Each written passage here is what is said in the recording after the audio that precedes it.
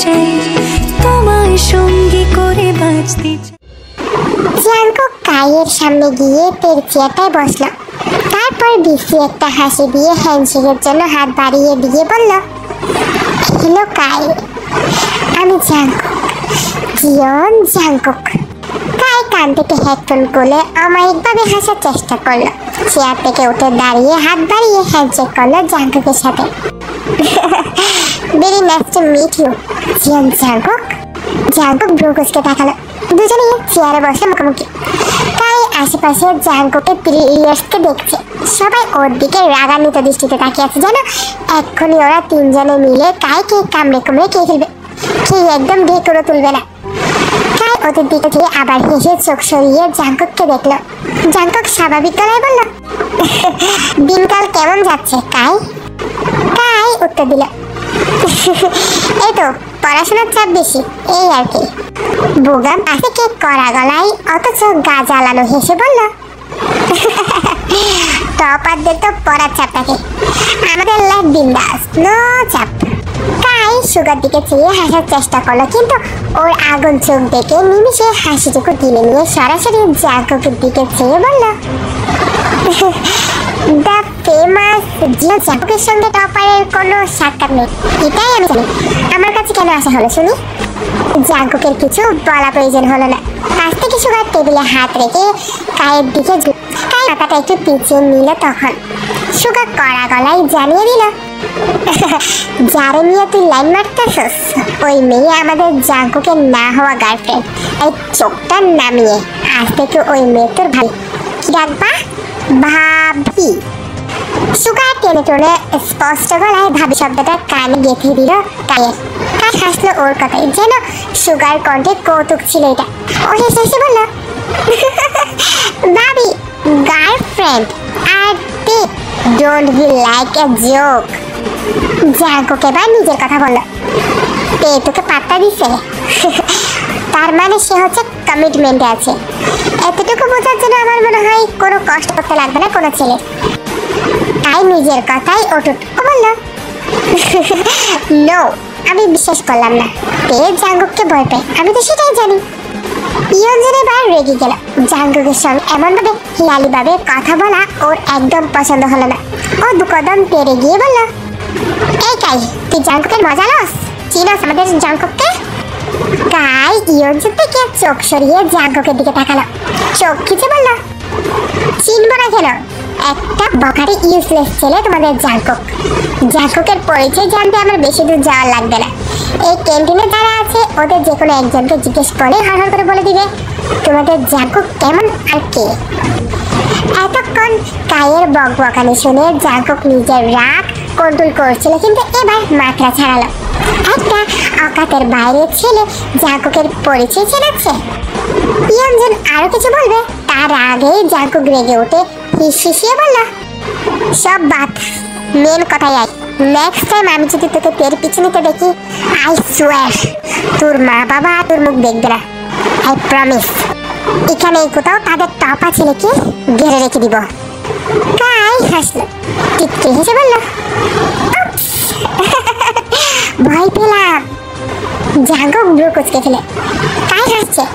জাঙ্কুকের দিকে ঝুঁকে এসে জাঙ্কুকের চোখে চোখ রাখে। ভীষণ শান্ত গলায় বুদ্ধিদীপ্ত চোখ দিয়ে জাঙ্কুককে আগাগোড়া পরখ করে বলল, তে তোমার গার্লফ্রেন্ড নেই এটা আমি জানি। আমাকে বড় গলায় হুমকি না দিয়ে ওকে নিজের প্রেমে ফেলে দেখা। তে তোমাকে ভালোবাসতে আমি নিজে থেকে তোমার কাছে সিলিন্ডার করবো সে ইচ্ছে, প্রমিস। জাঙ্কুক ব্রু কুচকে যায়, মুখোমুখি দুটো মুখ। জাঙ্কুক বিরক্ত হয়ে বলল, তে আমার জন্য কোনো গেম না, ওকে আমি জাঙ্কুক থেমে গেল হঠাৎ। জাঙ্কুক দুটা নাই পড়তে দেখে কাই হেসে ওসব কথা পাত্তা না দিয়ে নিজের মতো করে বলতে লাগলো, জিতে দেখাও তেকে, বেট লাগালাম যে হারবে সে পুরো বাসিটির সামনে উইনারের পা ধরবে।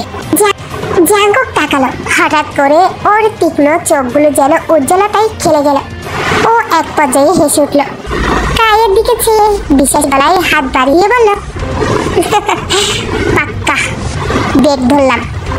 কায়ে হেসে হাত বাড়িয়ে হ্যান্ডশেক করলো।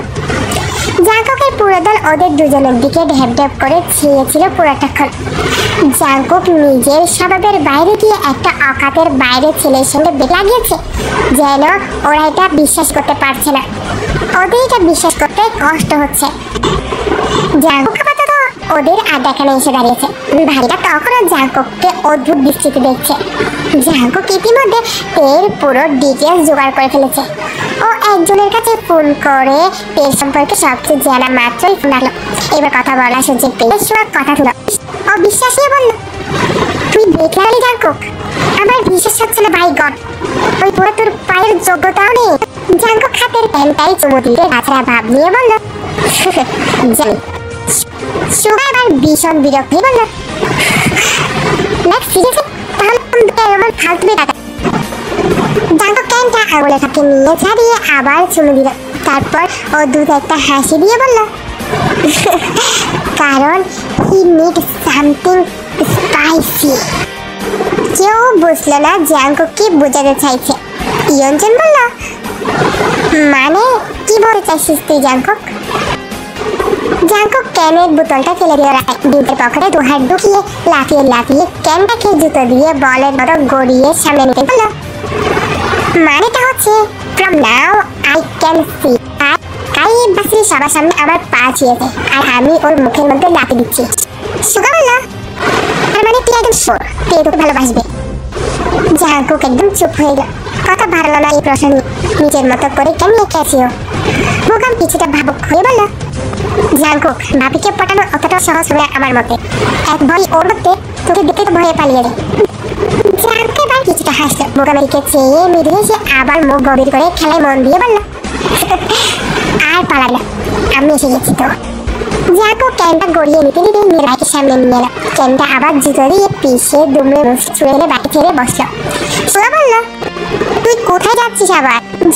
জাঙ্কুক বাইকের ইঞ্জিন চালু করতে করতে জবাব দিল, মহাকালী দিচ্ছি তোদের দেখতে দিতে। আমাকে দেখে তার আত্মা কাঁপে, আমি তার কাঁপুনি কমাতে পারি কিনা দেখি। এভাবে টিউশন করিয়ে বেরিয়েছে। ওর জন্য জাঙ্কুক ওদের কেকের সামনে এসে দাঁড়িয়েছে। ও ওদিকে ডাকে গলির মোড়ে যতগুলো ছেলেপিলে আড্ডা দিচ্ছে সবাই সুর সুর করে চলে এলো সেখান থেকে। জাঙ্কুক ওদের যাওয়ার দিকে চেয়ে আকাশ। যখন কেউ জাঙ্কুককে ভয় পায় তখন ওর ভীষণ করে ভালো লাগে। আত্মমধ্যে একটা টিপি মিলে ওর। জাঙ্কুক একটা আদা তৈরি ডালের ওর বসে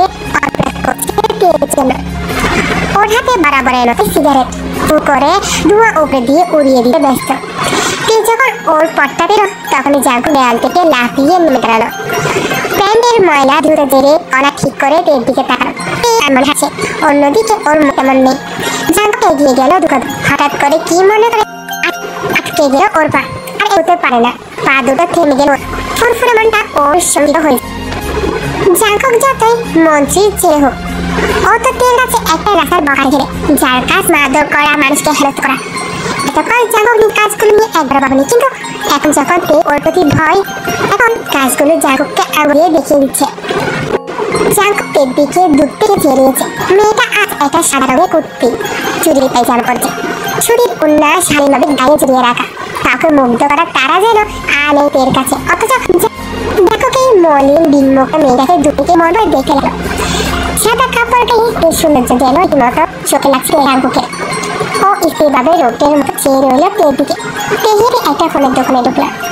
জাঙ্কুক কি মনে করে হঠাৎ নিজেকে বারবার এলো তো নিজের সঙ্গীত মনের সঙ্গে বেমারি করলো। ওকে চমকে দিয়ে বড় বড় ফাঁক ফেলে নিজেই ফোনের দোকানে ঢুকে গেল।